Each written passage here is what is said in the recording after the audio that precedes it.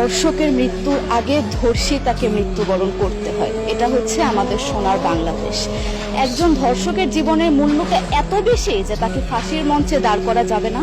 আমরা বাংলাদেশে কয়জন ধর্ষকের নাম জানি যাকে কঠোর থেকে কঠোরতম শাস্তি দেওয়া হয়েছে, যাকে ফাঁসির মঞ্চে দাঁড় করা হয়েছে? আমরা কি আদৌ কেউ জানি না। অথচ আমরা কতগুলো যারা ধর্ষিত হয়েছে তাদের নাম জানি। অনেক বড় এই লিস্ট, আসলে অনেক বড়, বলে শেষ করা যাবে না। কুমিল্লার তনু, মাগুরার আসিয়া, 2 দিন আগেও কিশোরগঞ্জে 8ম শ্রেণীর একটি ছাত্রীকে বাসা থেকে তুলে নিয়ে ধর্ষণ করা হচ্ছে। বাবার হাতে মেয়ে ধর্ষিত হচ্ছে, ভাইয়ের হাতে বোন ধর্ষিত হচ্ছে। আমরা আসলে নিরাপদটা কোথায়? আমার মনে হচ্ছে আমরা যেন আইয়ামে জাহিলিয়া যুগে চলে গিয়েছি। মাঝে মধ্যে মনে হয় এর থেকেও খারাপ সময় আছি আমরা, কারণ ওই যুগে মেয়েরা অ্যাটলিস্ট সম্মান নিয়ে মৃত্যুবরণ করতে পারত। জন্মের পরপর জ্যান্ত মাটিতে পুঁতে দেওয়া হতো, আর আমাদের ধর্ষণ করে নির্মম ভাবে তারপর মৃত্যুবরণ করতে হচ্ছে। যদি সরকার আমাদের ওই নিরাপত্তা নাই দিতে পারে, তাহলে সরকারের কাছে আমাদের অনুরোধ, আমাদের জ্যান্ত মাটিতে পুঁতে দেখ। আমরা বেঁচে থাকতে চাই না, আমরা সম্মান নিয়ে মৃত্যুবরণ করতে চাই। আমরা এই দেশে থাকতে চাই না যে এই দেশে আমাদের কোনো নিরাপত্তা নেই, যে এই দেশে রাস্তা দিয়ে হাঁটলে আমাদের মধ্যে একটা আতঙ্ক কাজ করে, কখন কি না কি হয়ে যায়।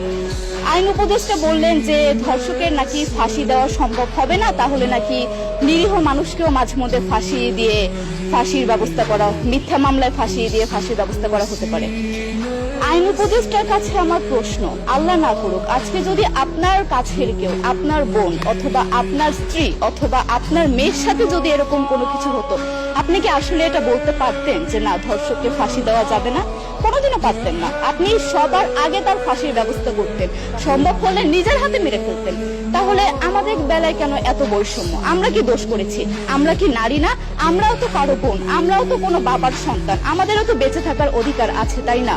কিছু হলে মেয়েদের পোশাকের দোষ দেওয়া হয়। আমার কাছে প্রশ্ন, একটা 8 বছরের শিশুর মধ্যে এরকম কি থাকতে পারে যেটা একটা পুরুষকে অ্যাট্রাক্ট করবে, যেটা একটা পুরুষকে সিরিয়াস করবে?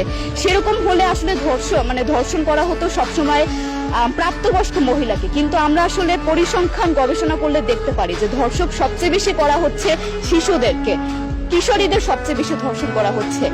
দৃষ্টিভঙ্গি পরিবর্তন করুন, চিন্তা ভাবনা পরিবর্তন করুন, ধর্ষকদের আইনের আওতায় আনুন।